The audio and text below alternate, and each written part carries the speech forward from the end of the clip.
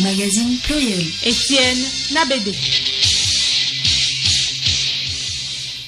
Mesdames et messieurs, bonjour, bienvenue dans ce magazine pluriel. En voici le sommaire. Promotion des droits des enfants et des jeunes. Plan international, Togo appuie ses partenaires de Lomé de l'intérieur du pays.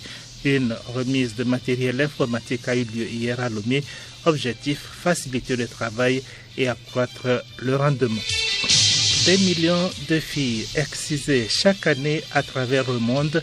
La journée mondiale de tolérance zéro à l'égard des mutilations génitales féminines souligne qu'une action accélérée s'avère nécessaire pour sauver les filles de ce préjudice esthétique intentionnel. 34e sommet de l'Union africaine ce week-end à Addis Abeba en Éthiopie. Outre les questions sécuritaires, les 55 chefs d'État et de gouvernement discuteront à distance des conséquences économiques de la pandémie du coronavirus ainsi que des stratégies de vaccination à venir. Le droit au logement occupe une place particulière et centrale parce qu'il découle d'un principe fondamental de dignité humaine. Il implique donc un certain niveau de qualité de l'habitat, mais aussi une insertion dans l'espace urbain. Le droit au logement, nous allons en parler avec M. Tchanile Issa, il est le directeur de l'urbanisme. Au sport, football, disqualification des éperviers U17 lors du tournoi UFOA Zone B à Lomé. La question a fait l'objet d'une conférence de presse ce matin au ministère des Sports. À suivre également dans ce journal le magazine Les Échos du Palais et la revue de presse.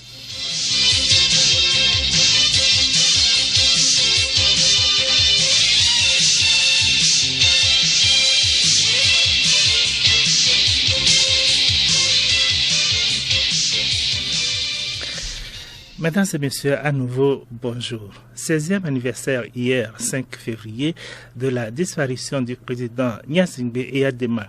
Pour commémorer cette tragique disparition, des prières musulmanes ont été dites hier vendredi sur l'ensemble du territoire national. À Lomé, ils étaient des centaines de milliers de fidèles d'Allah à se rassembler à la mosquée centrale pour prier pour le repos de l'âme de l'illustre disparu. Charlotte Ahar. L'imam de la mosquée centrale de Lomé a, dans sa prière, invoqué Allah afin que l'âme de feu président Gnassingbé Eyadema trouve la paix et le salut, puis implorer la main du Très-Haut sur la nation togolaise tout entière. Pour sa part, le président de l'Union musulmane du Togo, El Hadj Boureima Inoussa, a rendu grâce à Allah qui a su donner au peuple togolais un homme de paix et de vision qui a conduit le Togo pendant 38 ans. Il a aussi rendu hommage au président Faure Essozimna Gnassingbé et à son gouvernement pour leur engagement à continuer les chantiers de développement entamés par feu président Eyadema. La prière musulmane dans le cadre de cet anniversaire s'est déroulée en présence des autorités administratives, politiques, civiles et militaires, au devant desquelles le préfet du Golfe, Komla Aboche. Une messe catholique à la paroisse Notre-Dame de la Rédemption de Beklikame et un culte protestant au temple d'Apegame de Lomé auront lieu demain dimanche 7 février 2021 pour la même intention. Merci à toi, Charlotte Ahar. Plan international, le Togo a procédé hier à la remise officielle d'ordinateurs à Adi de ses partenaires à Lomé et à l'intérieur du pays. Cette action qui a pour objectif de renforcer leur parc informatique et se situe dans le cadre de la lutte contre la pandémie du coronavirus. Il s'agit surtout de faire avancer les droits des enfants et l'égalité du genre dans les OSC à Lomé et dans les préfectures de Djaoudjo et de Logou. Les récipiendaires se félicitent de l'initiative qui intervient au moment même où le télétravail devient une exigence. Nous exprimons toute notre gratitude, nos félicitations à Plan et aux partenaires qui ont bien voulu mettre à notre disposition ce joyau. Ce don est venu à point nommé parce que à l'heure de cette pandémie, on peut rester à distance et travailler. On remercie Plan International Togo pour ce don très fructueux qu'il nous a offert pour la continuité du travail en ligne. Pour plan international, ce matériel va améliorer le travail et relever les défis en vue de l'atteinte des résultats. Madame Awa Faliba, représentante de Plan International au Togo. Les organisations de la société civile sont des partenaires particuliers de Plan International avec lesquels nous mettons en œuvre tous nos projets. Et vous savez que tout le monde aujourd'hui ressent l'impact de la pandémie Covid, notamment dans les façons de travailler qui deviennent de plus en plus digitales et basées sur Internet. Et c'est pour cela que Plan International Togo a voulu doter 10 organisations de la société civile de kits de connexion, incluant un ordinateur, de la connexion Internet et l'achat de licences pour pouvoir avoir des réunions et des discussions en ligne afin de continuer leur travail dans de meilleures conditions. Plan International Togo entend étendre ses actions à d'autres partenaires pour le mieux-être des enfants. Décision numéro 003/HAC/21/P portant suspension du bi-hebdomadaire L'Alternative. Vu la haute autorité de l'audiovisuel et de la communication HAC, vu la Constitution du 14 octobre 1992, vu le récépissé de déclaration de parution numéro 0343/10/04/08/HAC, délivré au journal L'Alternative le 04 avril 2008, considérant que dans sa parution numéro 940 du mardi 02 février 2021, le bi-hebdomadaire L'Alternative a publié à la une et aux pages 3, 4 et 5 un article intitulé « Justice, succession Georges Koudaou, Maître Kofi Tcholenyanou, un faussaire au gouvernement », considérant le rapport de service de monitoring de la HAC en date du 2 février 2021, relevant que cet article constitue des violations graves des règles de déontologie et d'éthique de la profession de journaliste, considérant que les violations relevées dans la publication du 2 février 2021 du bi-hebdomadaire L'Alternative constituent un cas de récidive. En conséquence et en application de l'article 65 alinéa 4 de la loi organique numéro 2018-029 portant modification de la loi organique numéro 2004-021 du 15 décembre 2004 relative à la haute autorité de l'audiovisuel et de la communication, la HAC, après avoir délibéré en sa séance du 05 février 2021, décide, article 1er, une suspension de 4 mois du bi-hebdomadaire L'Alternative à compter du 5 février 2021. Article 2, la présente décision sera notifiée au directeur de publication du bi-hebdomadaire L'Alternative. Article 3, la présente décision, qui prend effet à compter de la date de sa signature, sera rendue publique et publiée au journal officiel de la République togolaise.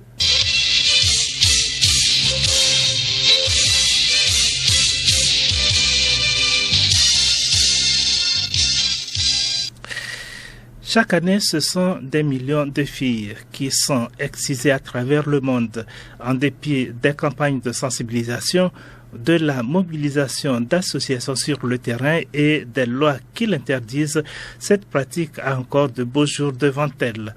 D'où le thème cette année, l'inaction n'est pas une option, s'unir, récolter des fonds et agir pour l'élimination des mutilations génitales féminines. Grâce Goto. En 2016, l'UNICEF établit un bilan chiffré du nombre de femmes et de filles ayant subi une mutilation sexuelle. Elles seraient 200 millions, dont près de la moitié vivent en Égypte, en Éthiopie et en Indonésie. Dans la moitié des 30 pays qui pratiquent l'excision, la majorité des filles la subissent avant l'âge de 5 ans. En Égypte, en République centrafricaine, en Somalie et au Tchad, au moins 80% 40% des filles sont excisées entre 5 et 14 ans parfois dans le cadre de rites marquant le passage à l'âge adulte. Les mutilations génitales féminines sont considérées au niveau international comme étant une violation des droits humains des femmes et des filles, notamment de leur droit à la santé, à la sécurité et à l'intégrité physique, ainsi que de leur droit à la vie lorsque ces pratiques ont des conséquences mortelles. Les filles qui subissent des mutilations génitales féminines font face à des complications à court terme telles que des douleurs intenses, des saignements excessifs, des infections et des difficultés à uriner, ainsi qu'à des conséquences à plus long terme pour leur santé sexuelle et reproductive et leur santé mentale. En raison de la pandémie de Covid-19, la réalisation des objectifs de développement durable ODD, notamment en ce qui concerne l'élimination des mutilations génitales féminines d'ici à 2030, sera compromise. Pour promouvoir l'élimination de cette pratique, des efforts coordonnés et systématiques impliquant l'ensemble d'une communauté sont nécessaires. Ils doivent être axés sur les droits humains, l'égalité entre les sexes, l'éducation sexuelle et porter une attention particulière aux besoins des femmes et des filles ayant subi de telles pratiques. Grâce Goto, l'AGI Global Capital International SA a tenu ce matin à Lomé une conférence de presse. Objectif, changer son statut juridique et présenter son nouveau directeur général adjoint. Il s'agit surtout de mieux servir la population togolaise. Abiré Lemou. Société de financement anonyme, la J Global Capital International SAU passe à J Global International SA. Ce changement de statut juridique va permettre d'élargir le champ d'application et garantir les fonds des partenaires. La J Global Capital International SA soutient les couches défavorisées et participe à la réduction du chômage. Écoutons le président directeur général, M. John Dogbevi. J Global Capital International SA lance aujourd'hui officiellement l'augmentation du capital social qui part de 10 millions à 2 milliards de francs CFA. C'est pour dire que aujourd'hui, la J Global lutte pleinement contre le chômage. Donc du coup, même déjà nous, nos employeurs directs qu'on a avec déjà les structures qu'on a signées avec, ils ont dû forcément aussi employer d'autres personnes. En fait, c'est juste pour dire que par le biais de la J Global Capital International SA, aujourd'hui, d'autres structures peuvent se sentir aussi aisées en aidant également la jeunesse. Le nouveau directeur général adjoint Tossa Nicolas est très heureux de sa nomination et tient à user de ses compétences pour régulariser le domaine du secteur de l'économie togolaise. La J Global Capital International était une société anonyme unipersonnelle. Aujourd'hui, elle devient une société anonyme avec un conseil d'administration. Je vois déjà que, avec toutes les ambitions réunies, la tâche sera très lourde pour le PDG. C'est de là qu'on m'a fait appel pour le soutenir dans sa mission. Quel est mon apport? Permettez-moi de vous dire que j'ai connu plusieurs expériences dans le domaine des affaires. Je suis juriste des affaires et cela me permettra, bien entendu, d'aider le PDG à régulariser le domaine. La J Global, créée en mai 2020, dans sa lourde tâche, compte étendre la société dans les autres pays. Ce communiqué de la TDE pour poursuivre, communiqué relatif à une arnaque. La Société togolaise des eaux TDE porte à l'attention de la population qu'il est observé depuis un certain temps des actes d'escroquerie orchestrés par des individus mal intentionnés se faisant passer pour des agents de la TDE dont l'un utilise comme nom d'emprunt Adnayo. Leur mode opératoire consiste donc à appeler des clients en attente de leur branchement avec différents numéros téléphoniques et demander qu'ils prennent attache avec le secrétariat sur un autre numéro qui, à son tour, leur demande de payer leur devis de branchement ou des frais de déplacement des agents sur le terrain par transfert d'argent sur un compte Timoni. La TDE tient à informer le public que ces individus ne font pas partie de son personnel et décline toute responsabilité quant aux actes posés par ces arnaqueurs. Pour rappel, tous les devis de branchement sont payés à la caisse de l'agence d'appartenance du demandeur contre un reçu et aucun frais de déplacement des techniciens sur le terrain n'est exigé. Par conséquent, la TDE appelle la population à une grande vigilance et a signalé ces tentatives d'escroquerie aux forces de l'ordre afin que leurs auteurs soient appréhendés et punis conformément à la loi. Faite à Lomé le 5 février 2021, la direction générale. Et puis la direction générale de la compagnie énergie électrique du Togo CET informe son aimable clientèle qu'en raison des travaux sur les ouvrages électriques de la CEB ce dimanche 7 février 2021, de 7h à 18h, la fourniture de l'énergie électrique est susceptible de connaître des perturbations dans la ville de Lomé et de ses environs. À cet effet, la CET recommande que les appareils soient débranchés lorsqu'une coupure intervient et ne soient remis en service qu'après le retour de l'électricité. La CET rassure sa clientèle que la fourniture du courant électrique reprendra normalement dès la fin des travaux. La direction générale présente ses excuses à la clientèle et les remercie pour la bonne compréhension.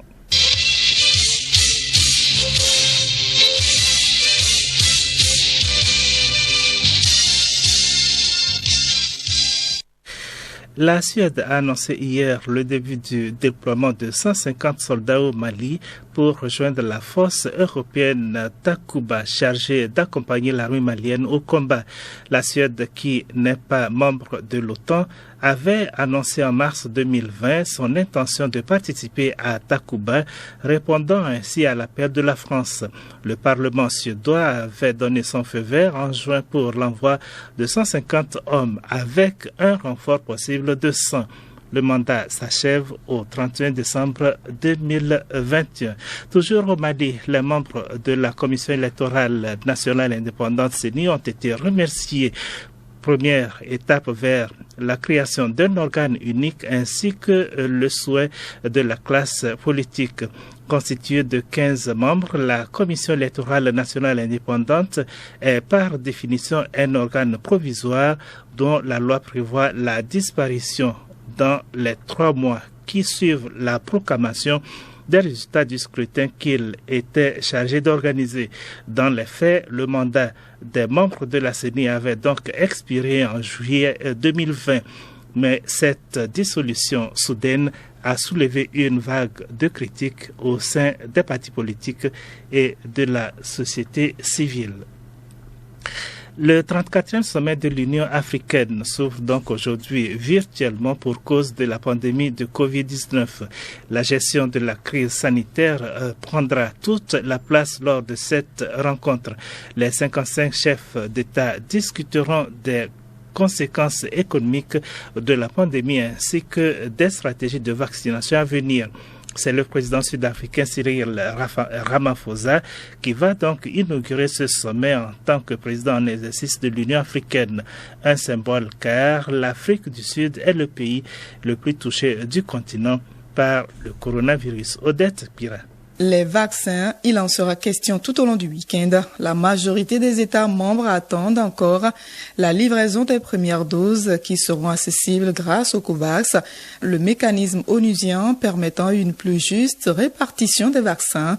Cette inauguration sera aussi l'occasion d'entendre le président congolais Félix Tshisekedi, le prochain président en exercice de l'organisation, dont l'un des objectifs à court terme sera de mettre en place une réponse collective pour accélérer la campagne de vaccination en Afrique entre l'épidémie et les questions sécuritaires qui agitent le continent, mais encore la culture et le patrimoine, le thème de ce 34e sommet. Les dirigeants devront également aborder les élections en interne de l'Union africaine. Moussa Faki Mohamed, ancien Premier ministre du Tchad, est seul candidat à sa propre succession à la tête de la Commission, l'organe exécutif de l'Union. Pour Elisa Bobson, responsable plaidoyer de l'ONG International Crisis Group, le sommet est l'occasion pour l'Union africaine et les chefs d'État africains de reprendre pleinement leur rôle dans la résolution des conflits. La Nigérienne Ngozi Okonjo-Iweala, désormais seule candidate pour diriger l'OMC, suite au retrait de la ministre sud-coréenne Yoo Won-gye. Seule l'administration de Donald Trump s'était jusqu'à présent ouvertement opposée à la candidature de la Nigériane. Elle navigue désormais seule en tête et pourrait devenir la première directrice générale de l'OMC, à condition toutefois que la nouvelle administration Biden lui donne sa bénédiction. En Centrafrique, l'Assemblée nationale a voté hier une prolongation de l'état d'urgence pour 6 mois. Cette décision suscite des inquiétudes au sein de la société civile qui s'inquiète d'un certain nombre de dérives observées depuis que celui-ci est instauré. Les autorités justifient cette décision par la nécessité d'avoir des coudées franches, j'allais dire, pour pacifier le pays en proie depuis mi-décembre à une nouvelle rébellion.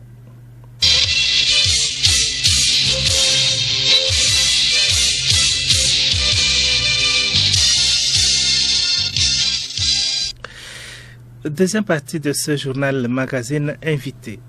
Le droit au logement est un droit fondamental, un droit universel. Le Togo, membre de l'ONU, s'est approprié des conditions régissant les conditions au droit de logement et répond à ces principes, entre autres, par la propriété foncière privée ou collective. Dans ce contexte, 20 000 logements sont prévus par le PND 2020-2022 qui en seront les bénéficiaires. À quand les logements sociaux au Togo? Nous en parlons avec M. Tchanilé Issa. Il est le directeur de l'urbanisme. M. Tchanilé est interrogé par Odette Pira. Monsieur Tchanilé Issa, bonjour. Bonjour, madame. Au Togo, le droit de tous à disposer d'un chez-soi pour vivre dans la sécurité a été pris en compte par le PND.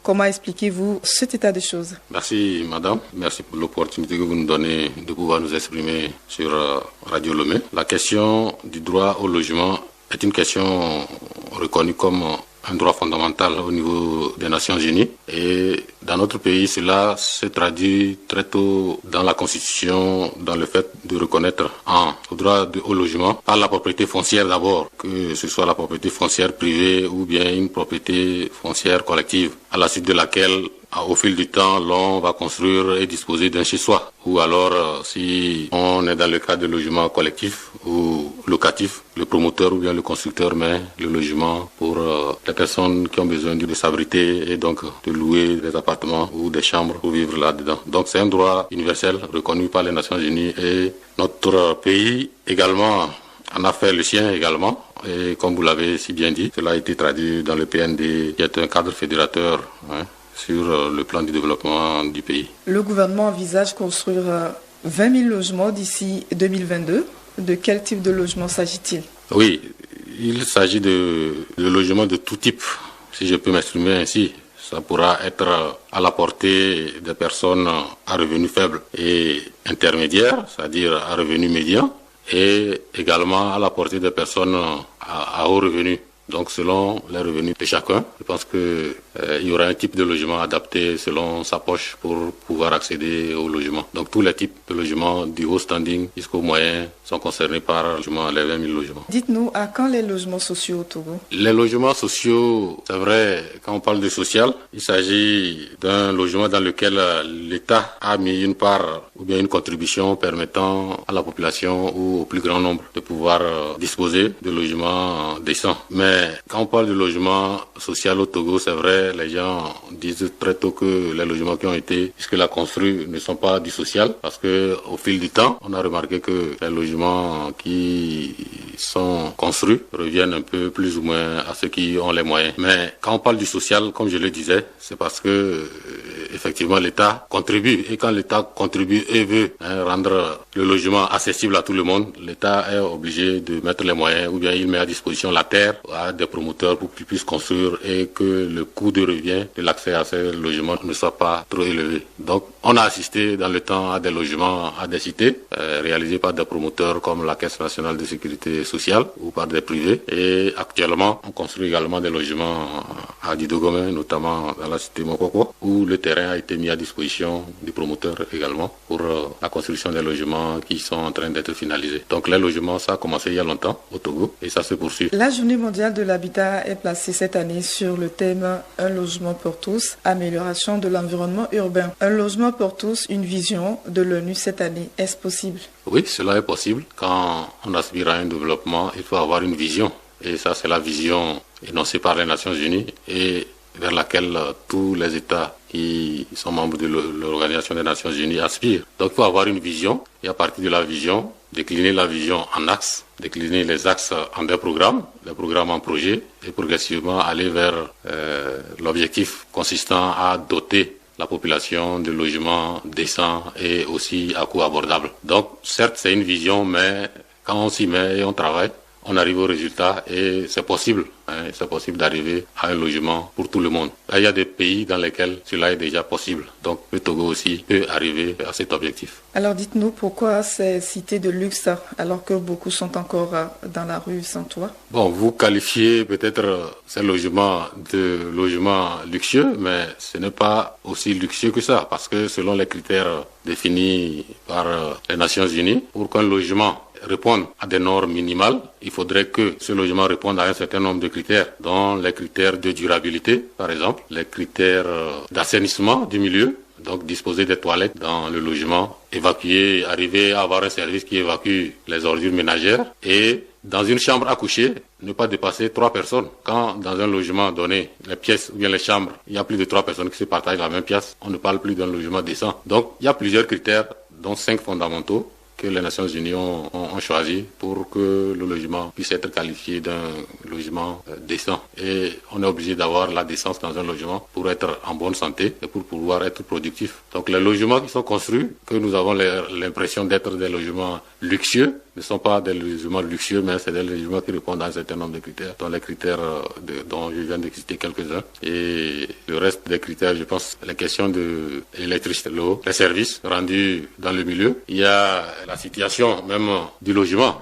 Il faut avoir l'accès facile à la voirie, au transport urbain, etc. Il y a beaucoup de critères qui rentrent dans le fait d'avoir un décent qui soit un logement de qualité. Donc l'objectif qualité n'a pas de prix. On est obligé d'avoir de la qualité, ne serait-ce que minimale, dans les logements pour pouvoir répondre aux critères définis par les Nations Unies. L'accent est mis également sur l'environnement urbain. Alors, comment l'améliorer pour que les logements soient disponibles pour tous? Oui, l'environnement urbain, c'est tout ce qui rentre dans la composante du bien-être au niveau des logements. Donc on venait de citer certains.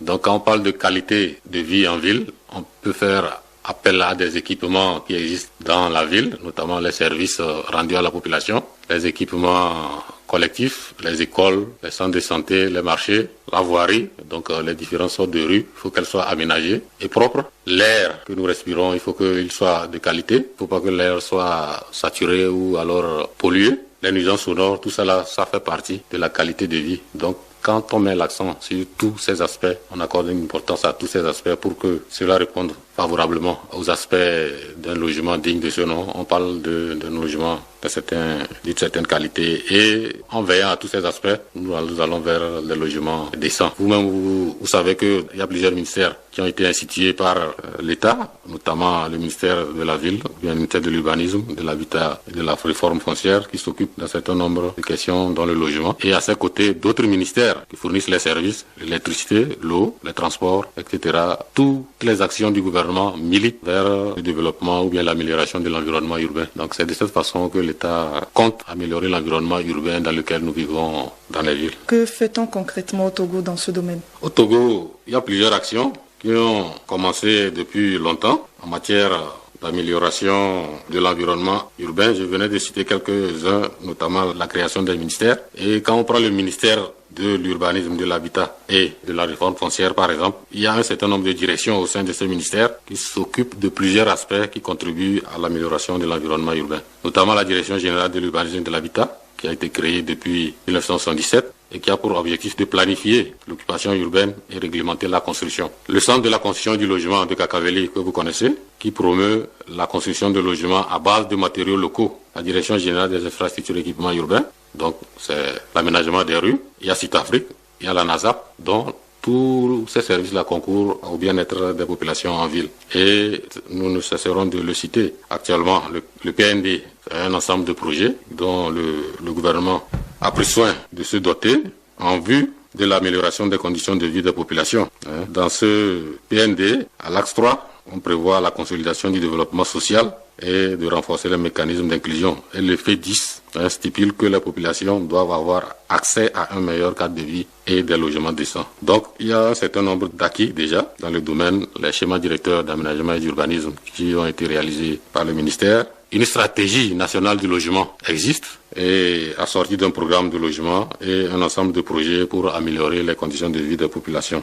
Il y a aussi récemment des lois organisant les professions, notamment il y a des anciennes comme la loi qui organise les géomètres, la loi qui organise les architectes qui existait il y a longtemps. Mais récemment, il y a eu de nouvelles lois comme la loi qui organise les urbanistes, l'Ordre national des urbanistes du Togo, l'Ordre des ingénieurs du Togo, les huissiers, les avocats, toute cette panoplie d'acteurs qui interviennent sur l'immobilier, donc qui concourent à l'amélioration des conditions de vie des populations. Il y a également un fonds spécial pour le développement de l'habitat, un fonds dédié à équiper les zones où des constructions de logements peuvent s'opérer, donc par le financement de la voirie et des réseaux divers. On entend par voirie et réseaux divers les routes et les canalisations, les réseaux en vue d'assainir le milieu. Donc, et comme on l'a cité aussi plus haut, il y a des projets de construction de logements qui ont démarré dans certaines localités, dont à Idogome, à Detikopé et puis à Flao-Sawado. Donc concrètement, les chantiers ont commencé aussi par émerger de la terre et sont en voie de finition et d'autres projets sont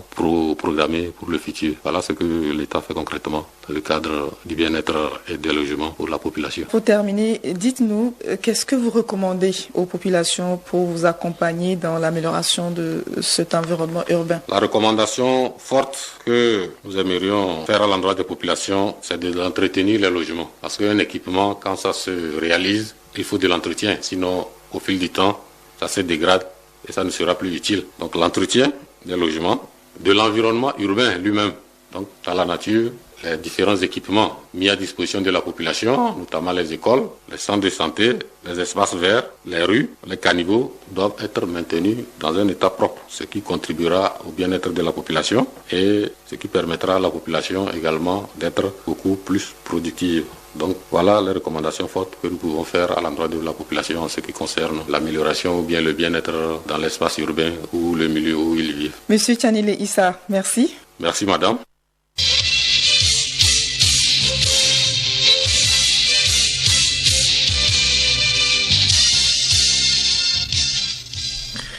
Dix ans de réclusion criminelle et 3 millions de francs CFA, c'est la peine requise contre le nommé Kodjo Eric, accusé d'interruption volontaire de grossesse ayant entraîné la mort. Le récit des faits, Hélène Assabi.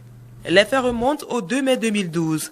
Le nommé Amegbo Kodjo Eric, né en 1993, demeurant à Damavo, célibataire sans enfant, a conduit mademoiselle Bossa Blavi Dado, sa compagne, qui était en état de grossesse, au cabinet médical Secours médical Jésus Sauve, en vue de la faire avorter.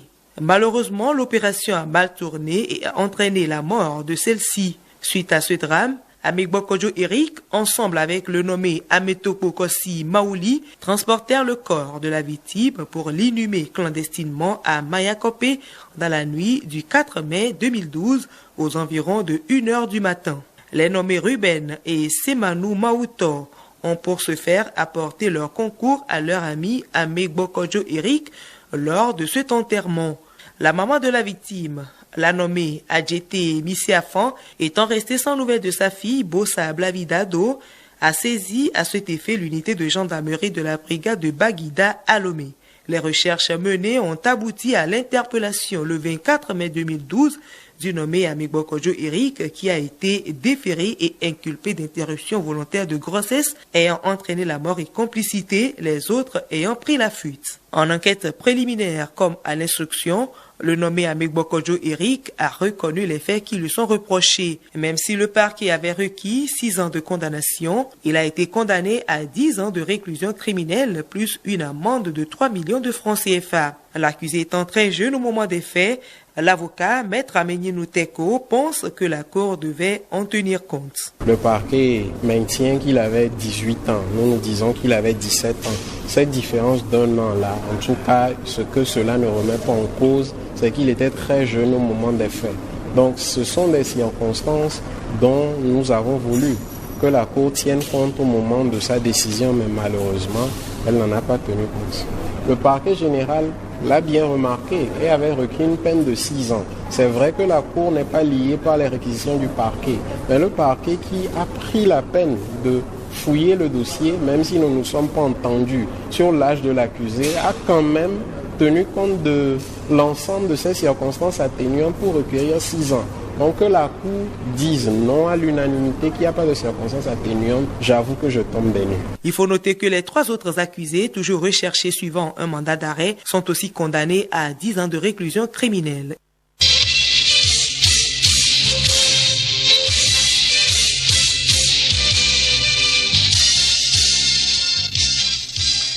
Sport, football, disqualification des éperviers des moins de 17 ans du tournoi UFOA B à Lomé. Madame le ministre des Sports a fait la lumière sur le sujet ce matin.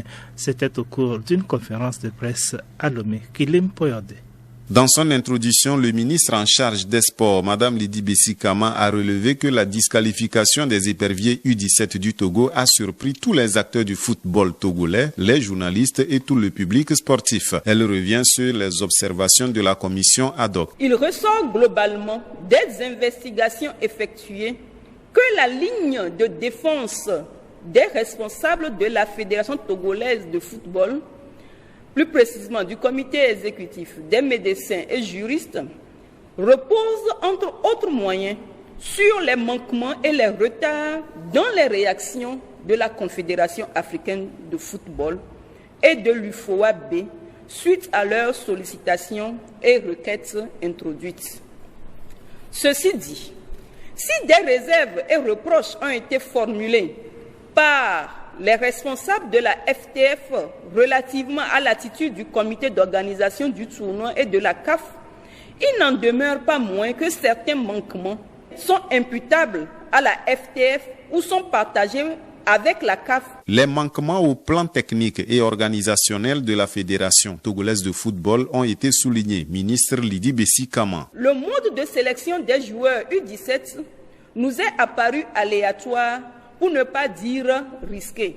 Au lieu de proposer à l'entraîneur des joueurs provenant des clubs ou des structures non maîtrisées, la FTF aurait pu faire de la prospection dans les écoles en relation avec la direction des sports scolaires et universitaires et surtout composer avec les académies et écoles de football, les centres et les clubs possédant les équipes benjamines et minimes bien structurées pour avoir une base large de sélection de jeunes joueurs. Elle a pour finir exhorté la fédération à tenir compte des recommandations de la commission ad hoc afin de renforcer le management de ses activités. On notait la présence à cette conférence de presse du président de la fédération togolaise de football, le colonel Guy Akbovi, du président de la commission ad hoc chargée d'enquête, Kedo Abalo, d'illustres personnalités du sport togolais et un parterre de journalistes.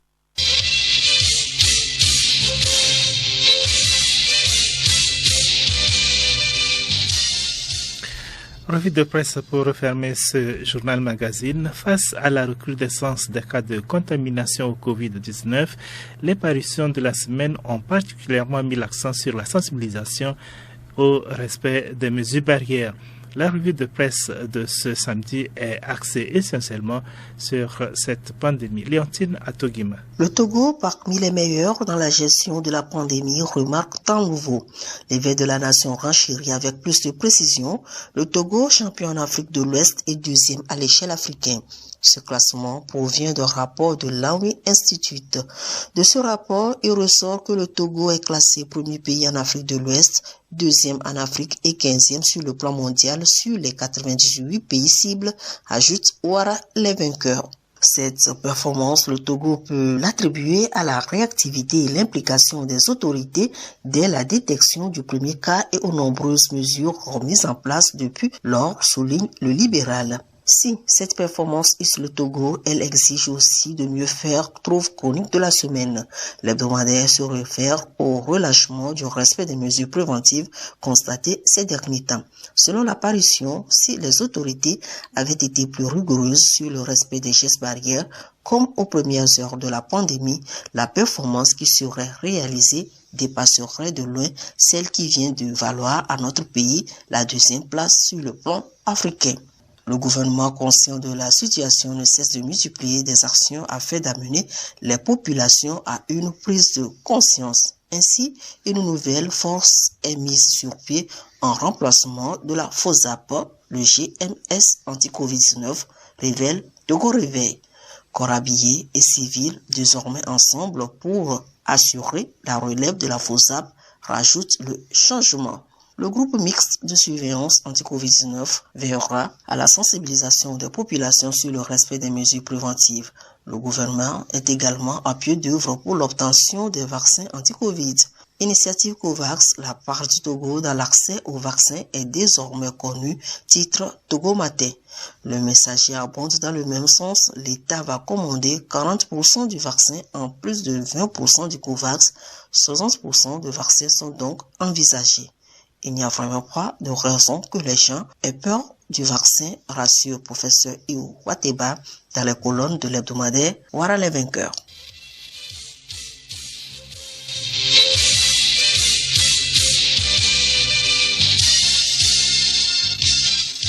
Pluriel, le magazine hebdomadaire de Radio Lomé.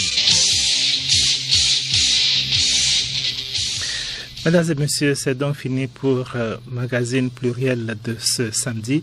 Merci de nous avoir suivis et merci de nous rester fidèles.